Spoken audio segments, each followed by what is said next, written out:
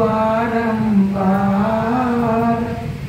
भूली वस्तु लखाई दे परम गुरु दाता। प्रेमियों, बड़े भाग्य से जे समय जे घड़ी हमको जीवन में मिलती है। सब काम तो इंसान कर लेता है, लेकिन इसमें बड़ी अड़चन काल डालता है। सत्संग एक ऐसी चीज है कि काल सोचता है जे ना जाए तो ज्यादा, कहीं इसने ज्यादा साधना कर ली तो वो गुरु के दायरे में चला जाएगा, फिर मेरा क्या होगा। काल और दयाल की लड़ाई बराबर चल रही। गुरु महाराज बताते थे, बच्चों जब तक सतगुरु जीव को सतलोक नहीं भेज देते हैं तब तक काल का डर लगा रहता है। बताइए पहले तो प्रेमी भाई बहनों, ये बड़े भाग्य से ये घड़ी आती है कि आज यहाँ पे साधना होगी, कल वहां पे होगी। इसी बहाने से जो नहीं करते घर में माला भी जिनकी नहीं चल रही है, वो भी यहाँ आके 1 घंटा कम से कम बंधन में बंध के बैठ तो जाते हैं। तो यहाँ कौन के बंधन में? ये प्रेम के बंधन में बैठे हो, किसी न किसी के तो बंधन में बैठे हो। तो ये परमात्मा के प्रेम का बंधन है। तो प्रेमियों, परमात्मा अपने बंधन में जब बांधता है तो उसकी जंजीरें दिखती नहीं। आपको पता है कोई चीज आपको बांधे है और प्रेम परमात्मा का खींच के लाया है। दोपहरी में खराटे मार के सोते क्या जरूरत थी, लेकिन सोचते चलो वहां तो प्रेमियों, समय उड़ता पंछी जब पिंजरे से उड़ता है तो कोई पकड़ नहीं पाता है। ऐसे समय जब हमारे हाथ से निकल जाता है तो हम दोबारा उस समय को वापस नहीं पाते। तो हमारा जीवन धीरे धीरे बुढ़ापे की तरफ जाए। और बुढ़ापे के बाद कोई स्टेशन भी नहीं है। जैसे कोई गाड़ी आती, कहते अब कौन से स्टेशन पे रुकेगी, तो कहते बस आखिरी स्टेशन है। ऐसे ही हमारा भी आखिरी स्टेशन कि जीवन तो भैया एक रेल है, इसमें सांसों का सब खेल है। जीवन तो भैया एक रेल है, इसमें सांसों का सब खेल है। अच्छे कर्मों का टिकट कटा लेना, पीटी जब आए उसे बता देना। कभी पैसेंजर कभी मेल है, इसमें सांसों का सब खेल है। जीवन तो भैया एक रेल है, इसमें सांसों का सब खेल है।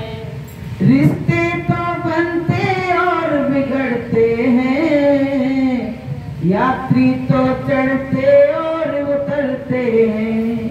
कभी पैसेंजर कभी मेल है, इसमें सांसों का सब खेल है। जीवन तो भैया एक खेल है, इसमें सांसों का सब खेल है। जीवन क्या एक रेल का डिब्बा है।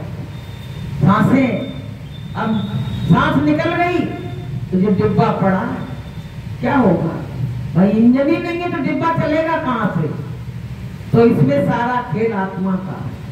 जिस दिन इससे पंछी उड़ जाता है उसी दिन इस शरीर की कीमत खत्म। अभी हमारे तुम्हारे शरीर की बड़ी कीमत है। कहते हैं कि बड़ी कीमत ये नर्तन की और बड़ी मुश्किल से मिलता है, और गंवाओ मत इसे प्यारे, खुदा का दिल दहलता है। बहुत कीमत है इसकी अभी, क्योंकि इसमें अभी हम लोगों ने 1 घंटा बैठ के साधना की, बताइए, अपने परमात्मा की याद की, और यही मृत्यु घोषित हो जाए तो उसमें कोई बैठ के परमात्मा का नाम ले सकता है? एक शब्द नहीं ले सकता, एक सेकंड का नाम नहीं ले सकता है। तो प्रेमियों, कहा है संतों ने कि रहनो नहीं अमर शरीर, नर धोखे में मत रहियो। रहनो नहीं अमर शरीर, नर धोखे में मत रहियो। नर धोखे में मत रहियो, नर धोखे में मत रहियो। रहनो नहीं अमर शरीर, नर धोखे में मत रहियो। संत कहते हैं ये अमर शरीर नहीं है, नासवान। गुरु महाराज ने कहा है नासवान शरीर है, इसमें किस बात का तुम घमंड कर रहे हो?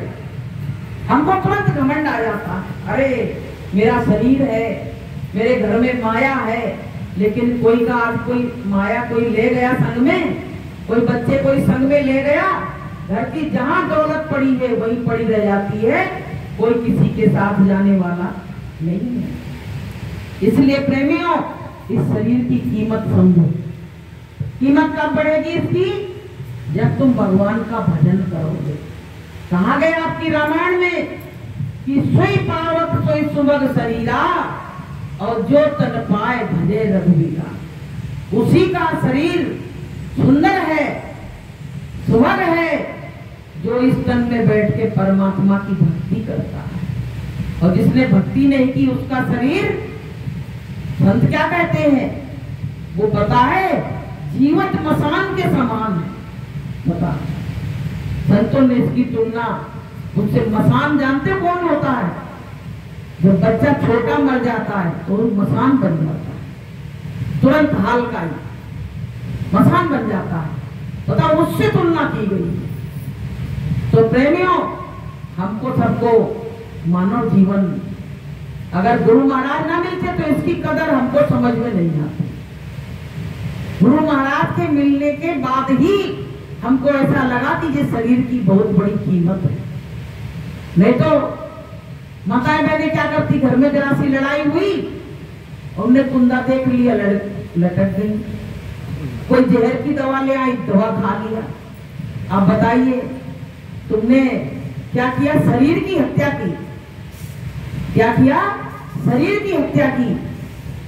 आत्मा की हत्या ना आज तक कोई कर पाया है और न कोई कभी कर पाएगा, क्योंकि आत्मा अजर है, अमर है, अविनाशी है।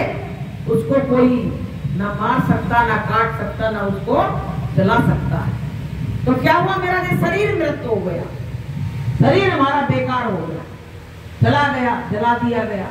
5 तत्व का जो शरीर बना था कि छित जल पावक गगन समीरा, और 5 तत्व मिल बना शरीर। 5 तत्वों से बना था और जाके वहां मरघट पे जला दिया गया। 5 तत्वों में विलीन हो गए, क्या बचा? लेकिन उस आत्मा का क्या हुआ, इस पे विचार करना चाहिए। गुरु महाराज कहते तुम तो सोच रहे निश्चिंत हो गए, मर गए, चले गए, अब तो कुछ नहीं, लेकिन वो आत्मा भटक रही थी।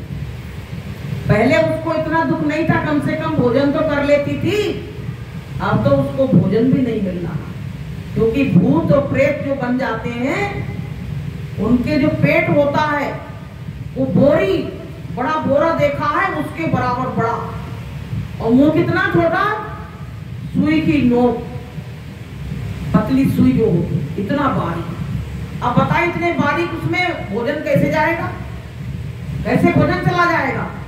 तो वो भूख के मारे, प्यास के मारे व्याकुल घूमता, भूख तो लगती है, अब वो पागल घूमता। फिर उसको क्या करता है, वो किसी से उसके ग्रह मिल गए, नक्षत्र मिल गए, राशि मिल गई, उसी को पकड़ लेता है, पकड़ लेता है। अब वो क्या करता है, देखो प्रेतों की क्या गति करी जाती है। अभी तो वो अपना था, उसको हम कोई दंड नहीं देते थे, लेकिन वो प्रेत बन गया तो मेरा दुश्मन बन गया, दुश्मन बन गया। अब क्या करते हैं, हमारे लग गया, हम गए कोई नावत के पास, और नावत ने क्या किया, हम तो इसको बोतल में बंद कर देंगे। देखो बेचारा परेशान था और उसको बोतल में और बंद कर दिया। अब बोतल में बंद कर दिया तो नारद ने क्या कहा कि ये बोतल को जंगल में ले जाके गाड़ देना। बताइए, अब उसी में फड़फड़ा, उसी में फड़फड़ा, अब क्या करेगा। तो प्रेमियों, जब वो बोतल कभी किसी ने कुछ खुदाई करी, फूट गई, तब वो उसमें से निकल पाता। बताइए पहले इसकी क्या गति है। इसलिए प्रेमी भाई बहनों, ऐसा कोई काम मत करो जो प्रेत की योनि में जाना पड़े। सबसे खराब योनि प्रेत योनि है। उसमें बहुत भूख प्यास लगती है और कहीं बैठने उठने की जगह नहीं, भटकता फिरता है। इसीलिए कि ज्ञानी काटे ज्ञान से और मूर्ख काटे रोए और दे धरे के डंडे हर काऊ को। थोड़ी बहुत तो परेशानी सबके घरों में आती है भाई। जीवन तो एक संघर्ष है, संघर्षों का सामना करो, एक मरना ही उसका वो नहीं है निराकरण। तो प्रेमियों, हमको सबको सत्संग में आते रहना चाहिए। सत्संग का जल जब पड़ता रहेगा तो प्रेमियों, हमारी जो मैलाई है वो हमारी कटती चली जाएगी। इस सत्संग जल जो कोई पावे और मैलाई सब कट जाएगी। जैसे अभी काई बहुत लग गई है, हम तानसेन मगोरा जाते हैं तो वहाँ बहुत लोगों के पैर स्लिप हो जाते हैं और गिर पड़ते हैं, इतनी काई हो गई है, हरी हरी दिखती नहीं है। अब वो कैसे साफ होगी? जब तेज धूप होगी, वो धूप का जब वो प्रकाश पड़ेगा तब वो धीरे धीरे सूखने लगेगी, फिर सूख सूख के वो खत्म हो जाएगी। ऐसे प्रेमियों, हमारे ऊपर भी आशा की, तृष्णा की, माया की, मोह की काई लगी हुई है। जब सत्संग का जल इस पे पड़ता है, जैसे आपकी मोरी रुक जाए तो आप क्या कहती हो कि फोर्स से लेजम लगाओ, जो कचरा रुका होगा निकल जाएगा। ऐसे ही आपके ऊपर जब सत्संग का जल पड़ता है तो आपकी मैलाई सब धीरे धीरे कटने लगती है, धुलने लगती है। तो प्रेमियों, सत्संग इसीलिए हमारे जीवन में बहुत जरूरत है कि सुमिरन काहल ज्योतिए और बीजा नाम लगाए, खंड ब्रह्मांड सूखा पड़े और फिर भी न निष्फल जाए। आप सोचते गुरु महाराज ने हमारे अंदर जो नामदान का बीज डाला है वो नष्ट हो जाएगा? दुनिया के सारे बीज नष्ट हो सकते हैं, लेकिन जो गुरु ने बीज डाला है वो कभी नष्ट होने वाला नहीं है। वो आज नहीं तो कल वो जरूर हरा भरा होगा। आप जरूर साधना करोगे और साधना करके अपनी मंजिल पे जरूर पहुंचोगे। इसलिए प्रेमियों, हमको अधिकतर समय अपने साधन भजन में देना चाहिए। दुनिया के काम कभी कम ना होंगे और एक दिन बंदे हम ना होंगे। काम कभी कम हुए, कितने लोग चले गए घर, जो परिवार चलाते थे, रोज मुखिया थे, अभी बाबूजी बैठे हैं, गुड़ का काम करते हैं, बेचारों को समय नहीं मिलता है। अब इनके मन में क्या मेंटेलिटी बैठ गई है कि अगर हम नहीं होंगे तो गुड़ कोई नहीं बनाएगा। लेकिन आप हो तो बन रही है और नहीं रहोगे तब भी ये धंधा बंद होने वाला नहीं है, क्योंकि वो जो धंधा चल रहा तो चलेगा, ये दुनिया की रीति। इसलिए हमको इसमें से धीरे से निकल के अपने मालिक के काम में लग जाना चाहिए। अगर कोई चतुराई से इस काम को कर लेता है तो उसका जीवन सफल हो जाता है, और जो उसमें फंसा रहता है माया के मोह के बंधन में, तो प्रेमी उसका जीवन उसी में चला जाता है। जैसे मक्खी होती है तो क्या करती है, शहद की भरी थाली रखी है, अब मक्खी ने सोचा कि बहुत शहद दिख रहा, चलो बढ़िया खाएंगे, आके धपाक से गिरी बीच में, और क्या हुआ, मर गई, निकल ही नहीं पाई। और जो चालाक मक्खी होती है वो साइड में बैठती है, किनारे किनारे से साइड से बैठी और उसमें से निकल गई, खाया भी और निकल गई। ऐसे हम संसार के भोग भी भोग लें और यहाँ से निकल भी चले, तब तो हमारी सावासी है। नहीं तो हमारी सावासी नहीं है इसी में आए उसी में चले जाएंगे, कोई मतलब की नहीं है। इसलिए प्रेमियों, ये जीवन का कहा नहीं है कि जीवन का कौन ठिकाना, गुरु भक्ति से जीना चुराना। जीवन का कौन ठिकाना, गुरु भक्ति से जीना चुराना। ए जीवन है झाड़ी और झाखर, ए जीवन है झाड़ी और झाखर।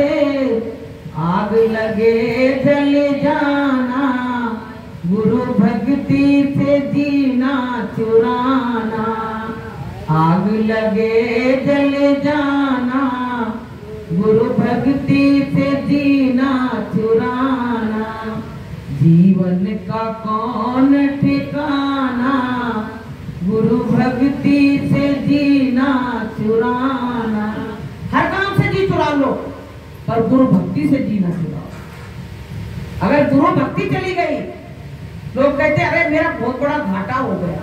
पूछो काहे का घाटा हुआ? तो कहते इतने लाख रुपया मेरा ठग आया और ठग ले गया, बहुत बड़ा घाटा। अब इस घाटे को हम बर्दाश्त नहीं कर पाएंगे, अब तो हम मरेंगे। लेकिन पता है ये घाटा कोई घाटा नहीं है। अगर तुम्हारा कोई भजन छुड़ा ले तो तुम्हारा बहुत बड़ा घाटा है।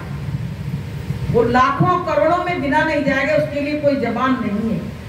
अगर तुम भजन कर रहे हो तो कोई कुछ तुम्हारा चुरा भी ले गया ना, तो उसकी चिंता मत करो। तुम्हारा माला पट्टा तो सलामत है, कम से कम तुम्हारी जान तो नहीं ले गया। वो ले गया तो ले जाने दो। एक बार क्या हुआ, आश्रम पे दिसंबर का कार्यक्रम था। कोई चोर आ गया, कंबल चुरा ले गया बेचारा। दिसंबर में काफी ठंड पड़ती है। तो व्यक्ति स्वामी जी के पास गया कि मालिक हमारा पूरा बिस्तर उठा ले गया कोई। गुरु महाराज हंसे। गुरु महाराज ने कही बच्चा, इसीलिए तो ये सब कार्यक्रम कराए जाते, लेन देन चुकता होता है। उसका आ रहा होगा तो ले गया, चिंता क्यों करता है? जा सो जा, जाके कोई ठंड वंड नहीं लगेगी। और जाके वहां लेट गया, कोई ठंड वंड नहीं। तो प्रेमियों, ये सब लेन देन गुरु महाराज चुकता कराते हैं।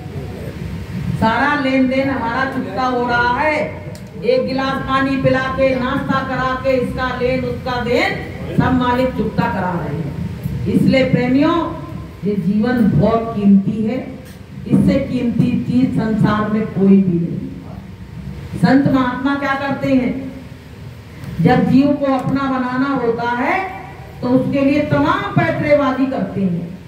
जैसे बहेलिया होता है ना, तो जब चिड़ियों को पकड़ता है तो क्या करता है, दाना डालता है। दाना डालता उसमें चिड़िया आ जाती हैं और बस उनको तुरंत पकड़ लेता, कैद कर लेता है।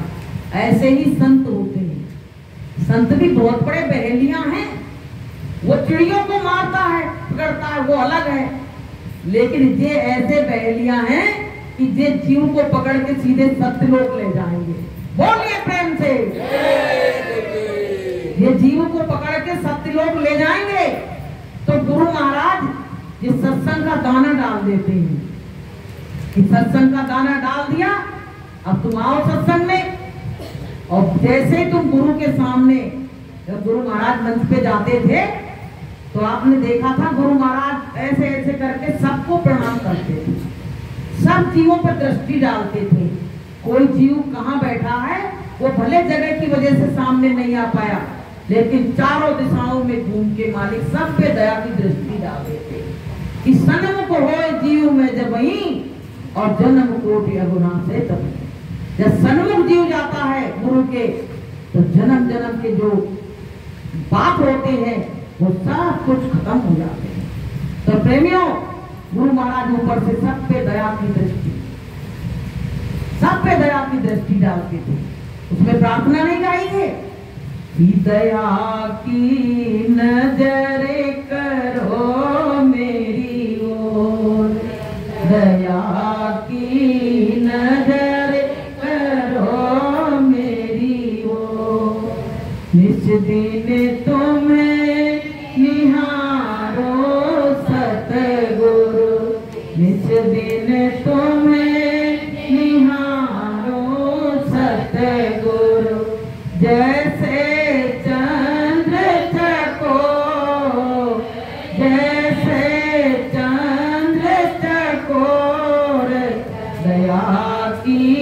नजर करो मेरी ओर, कृपा की नजर करो मेरी ओर। इसमें एक लाइन बड़ी अच्छी कही गई है कि जानू न कौन भूल भई तन से, जानू न कौन भूल भई तन से, लियो तुमने मुख मोड़, लियो तुमने मुख मोड़, दया की नजर करो मेरी ओर, कृपा की नजर करो मेरी ओर। ये मालिक मेरे ऊपर कृपा की दृष्टि डालो, मैं अधम हूँ, पापी हूँ, और मैं क्या कहूँ अपने मुख से,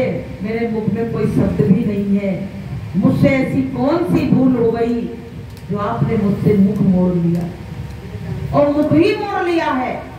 2012 से गुरु महाराज किसी को, बहुत ही कम लोगों को दिखे होंगे, नहीं तो मुख ही तो मोड़ लिया। अब ये बताओ कितने दिन तक पिता हमारा हमसे मुख मोड़े रहेगा, कब तक हम सब्र करे रहेंगे? भाई हमको भी तो अपने पिता की याद आती, अपने पिता की हमको भी तो याद आती है कि कब हमारे पिता का दर्शन होगा, कब दीदार होगा, कब तक। गुरु महाराज ऐसी हमसे क्या गलती हो गई जो जाते जाते में भी हमको कुछ भी नहीं बताया। इतने हम लोग निठल्ले बच्चे थे, हाँ जरूर होंगे आपकी दृष्टि में, लेकिन आपने ही तो हमको पकड़ा, हम तो जानते भी नहीं थे आपको, आपने तो हमको पकड़ा और इस तरह से मेरे साथ व्यवहार किया कि जिसको हम भूल नहीं सकते। तो प्रेमियों, अपने गुरु से यही अर्जी लगाओ, यही प्रार्थना करो, हे मालिक तुम्हारे बिना जीवन अब कट तो रहा है, लेकिन एक अच्छी तरह कटना होता है, एक खुशी से कटना होता है। तो किस तरह से जीवन के दिन गुजरे आपको बताएं। हाल हाल की घटना जब थी उस समय प्रेमियों का वो हाल रो रो के हो गया था कि उनको कुछ भी नहीं अच्छा लगता था। ऐसा लगता था कि हम कौन सी नदी में, कौन सी बावड़ी में कूद के और मर जाए। अब तो मेरा सब कुछ छिन गया, सब कुछ खत्म हो गया, मेरे पास कुछ नहीं बचा। लेकिन गुरु महाराज की दया देखिए, गुरु महाराज ने फिर भी अपनी दया सब भक्तों के पास भेजी, सबके पास भेजी। तो जीने का हमको थोड़ा थोड़ा मन हुआ कि यारो चलो गुरु महाराज जरूर मिलेंगे, अब आगे भी कुछ और है, आगे भी। तो प्रेमियों, उस समय पे हम 3 महीने आपको बताया सत्य बात, जब से गुरु दक्षिणा ली तब से माला नहीं छूटी, लेकिन उस समय 3 महीने माला नहीं हुई, 3 महीने तक। जब माला पकड़े तो ऐसा लगे कौन के लिए माला करें, बुद्धि थी नहीं, या कौन के लिए माला करें, कौन के लिए क्या करें। जब हमारा परमात्मा ही हमसे बिछो हो गया तो हम कौन के लिए क्या करें। तो प्रेमी, उस समय मेरे मन में कुछ ऐसा आया तो हमने 1-2-3 लाइन की एक कविता लिखी थी, वो आपको सुनाएंगे कि अब तुम ही बताओ गुरुदेव, तुम्हारे बिन कैसे रहे।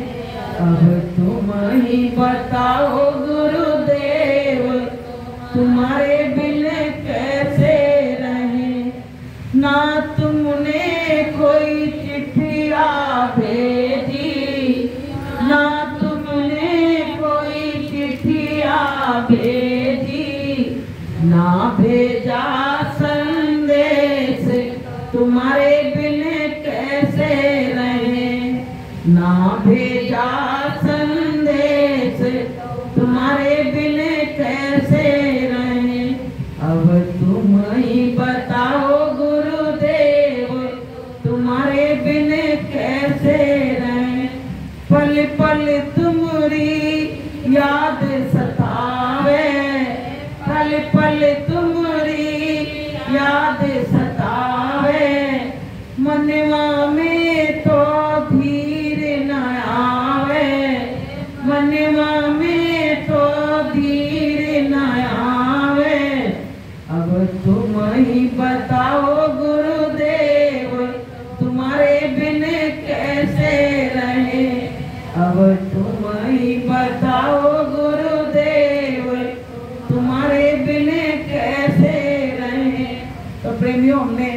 भाव में आके जो प्रार्थना लिखी मुझको बड़ी अच्छी लगी।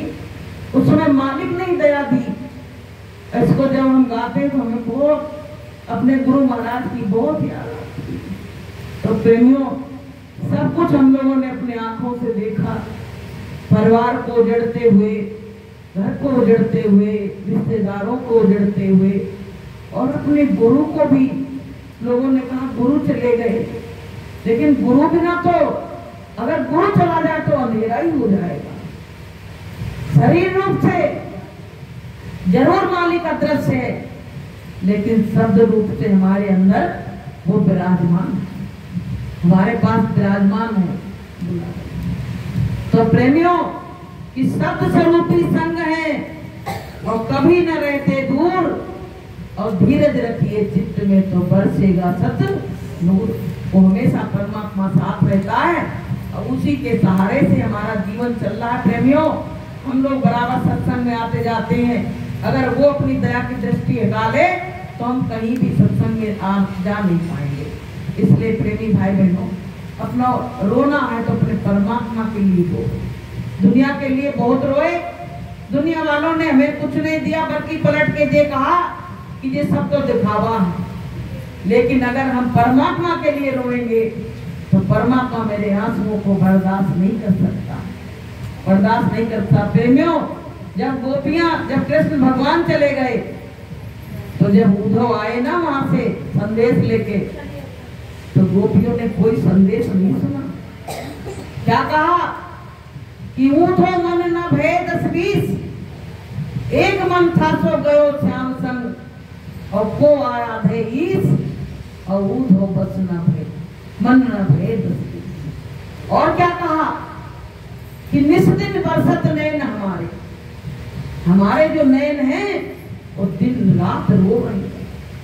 तुम हमको क्या समझाने आए हो? मैं कैसे सबर और शांति करूं? तुम यहाँ से चले जाओ, तुम्हारी बात कोई सुनने को तैयार नहीं। तो प्रेमियों, यही हालातों से हम लोग गुजरे। गुरु महाराज की दया कर पा रही तो धीरे धीरे हम लोग संभल पाए, और मालिक दया करेंगे तो एक ना एक दिन मालिक का दर्शन और दीदार हमको जरूर होगा। प्रेमियों, आशा बहुत बड़ी चीज होती है। जहाँ आशा होती है वही बासा होती है। जब आशा ही नहीं, आशा छोड़ दोगे तो उस परमात्मा से तुम्हारा मिलन कैसे होगा? जब आशा रहती है तो आशा की किरण ही हमको परमात्मा से एक ना एक दिन जरूर मिलाती है। तो प्रेमियों, ये जीवन का कोई भरोसा नहीं है। पानी का बुलबुला देखा, जब बारिश होती है तो किस तरह से कितने बुलबुले उठते हैं, लेकिन थोड़ी देर के बाद गेट खोलो तो सब गायब हो जाते हैं। मनुष्य का जीवन इसी तरह से बताया गया है। पानी केरा बुदबुदा, अवस मानस की जात, और देखत ही छिप जाएगा जो तारा प्रभात।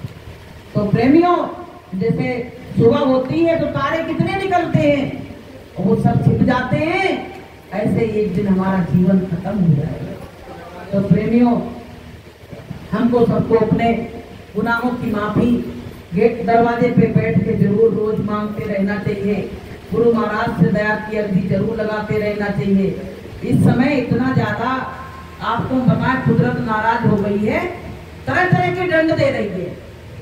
एक जगह ऐसे बंदर आ गए हैं जो वो आदमी को पकड़ लेती 4-6, फिर उसको मार के छोड़ रहे हैं। बताइए, पहले कुदरत का ही तो प्रकोप चल रहा है। और बीमारी इस तरह से फैल रही है, कैंसर जैसे रोग तो ऐसे हो रहे हैं कि कुछ कह रहे नहीं। थोड़ा सा कुछ हुआ, डॉक्टर के पास ले गए, डॉक्टर ने कहा भैया इनको तो कैंसर हो गया।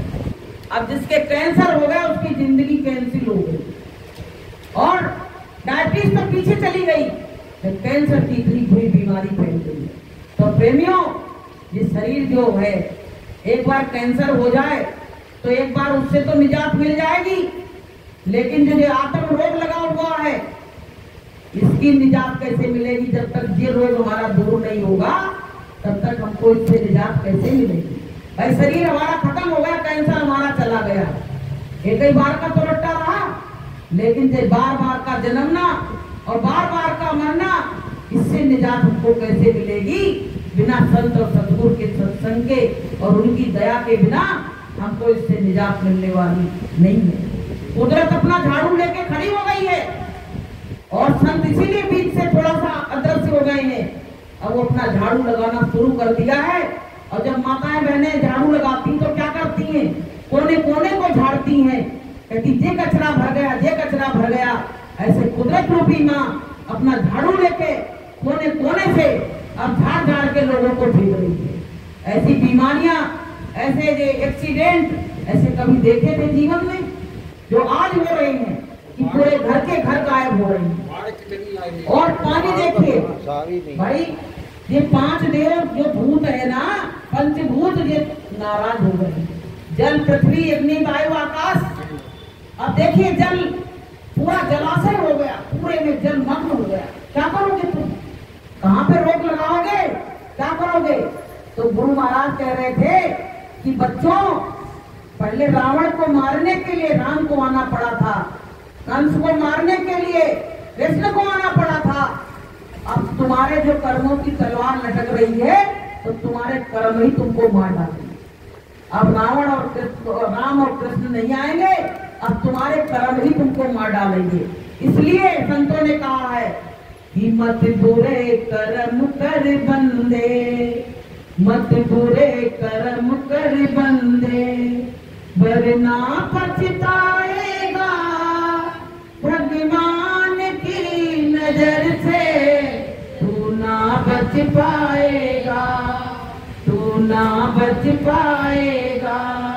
अरे अभिमानी मत करना नादानी, अरे अभिमानी मत करना नादानी। अभिमानी रावण, सोने की लंका जल गई अभिमान के मारे। इसके उसकी लंका जलती तो अभिमान बहुत बुरी चीज है। अभिमान किसी चीज का न रखो, क्योंकि अभिमानी तो मारे गए। दुर्योधन को अहंकार था तो क्या गति हुई प्रेमियों, रावण को अहंकार था तो क्या गति हुई। ऐसे अगर हम अहंकार करेंगे तो मेरी भी वही गति होगी, वही गति होगी। इसलिए प्रेमी भाई बहनों, अब अपना भजन का समय बढ़ाओ। कुदरत बिल्कुल पीछे पड़ गई है, अब कुछ देख नहीं रही है, किसी को भी तहस नहस कर सकती है। ये मत सोचो कि सत्संगी बिल्कुल सेफ है, ये मत सोचो, क्योंकि अगर तुम साधन भजन नहीं करते हो, केवल और केवल गुरु महाराज का केवल नाम ही ले रहे हो, तो प्रेमियों को सेफ्टी मत समझना। भजन को बताया कि यही भजन तेरे साथ चलेगा और पावेगा आराम, और मन तो भजो गुरु का नाम। भजन करना बहुत जरूरी है, भजन नहीं करोगे तो भैया रक्षा कवच तुम्हारा कोई बन नहीं पाएगा। इसलिए भजन करो और अपनी आत्मा के कल्याण की चिंता करो। जिनको चिंता है वो पता रात रात रोते ही। तमाम साधक भी ऐसे हैं, अभी ऐसी बात नहीं है जो दुनिया ऐसे नहीं चल रही है। तुम समझ लो कि गिरी बदरिया पाप की और बरस रहे अंगार, और संत ना होते जगत में तो जल मरता संसार। पता है, संत अभी काम कर रहे हैं अपना सब कुछ। इसलिए प्रेमियों, पाप के बादल छाए हुए हैं और संत जो हैं वो बीच में खड़े हैं, नहीं अब तक कब से क्या हो जाता। इसलिए अपने गुनाहों की माफी मांगिए और इंसान को इंसान समझिए। अहंकार मत करो, अहंकार करने वालों का विनाश हो जाता है। और जब विनाश का समय आता है तो कहा गया कि विनाश काले विपरीत बुद्धि, बुद्धि विपरीत दिशा में चली जाती है। लोग क्या सोचते हैं कि हम शराब पिएंगे, मुर्गा की टांग खाएंगे तो हम बड़े योद्धा कहलाएंगे। अरे आज तुम उनकी टांग नोच नोच के खा रहे हो, कल वो तुम्हारी खाएगा। कि जो गल काटे और का और अपनों ले कटाए, और स्वयं के दरबार में बदला करूंगा जाए। ये बदले से वंचित नहीं हो पाओगे, इसको तो तुमको चुकाना ही पड़ेगा। इसलिए किसी का बुरा ना सोचो, किसी का बुरा मत देखो, और किसी का अगर समय आ जाए कोई मदद करने का तो मदद के लिए भी खड़े हो जाओ। क्योंकि तुम नहीं खड़े हो, तुम्हारे अंदर जो गुरु शक्ति बैठी है वो तुमको वहां खड़ा कर रही है। तो प्रेमियों, गुरु जो कहे, जो गुरु कहे वो मत करो, लेकिन जो गुरु कहे वो करो। और बहुत लोगों ने क्या किया है, जो गुरु कर रहे थे वो करने लगे, जो गुरु ने कहा वो नहीं किया, उल्टा कर दिया। तो प्रेमियों, जो गुरु कर रहे थे वो करोगे तो सीधे काल घसीट के ले जाएगा, काल घसीट के ले जाएगा। लेकिन गुरु ने जो आज्ञा दी है उसका पालन करोगे तो गुरु बीच में खड़ा हो जाएगा। इसलिए प्रेमियों, अपने मन को संभालो, अपनी रहनी गहनी को संभालो। कोई दूर से देखे कि हाँ वो जय गुरुदेव का भक्त जा रहा, ये नहीं कोई कहे कि ठग जा रहा, ठग जा रहा नहीं। ये कलंक अपने ऊपर से बिल्कुल हटाना है। अगर जो विकार भी हमारे अंदर रह गए हैं, गुरु की दया लेके उनको भी दूर करना। अभी हम लोग पूरे सही नहीं हुए, पेवर घी नहीं है अभी इसमें मिलावट। धीरे धीरे एक से रगड़ करे जो कोई, और अनिल प्रकट चंदन से हुई। जब अच्छे रगड़ करते रहोगे तो एक ना एक दिन बिल्कुल पेवर बन जाओगे, बिल्कुल पाक और साफ हो जाओगे। तुम्हारी मनोवृत्तियां कि कागा से हंस बन जाओगे प्रेमियों। और जब हंस बन जाओगे तो फिर परमात्मा को तो अच्छे लगने लगोगे, क्योंकि हंस का क्या स्वभाव होता है, वो मोती को चुभता है। और हंस के जो चोंच होती है उसमें एक ऐसी चीज होती है कि वो जब दूध में डालता अपनी चोंच को, तो वो दूध अलग हो जाता है, पानी अलग।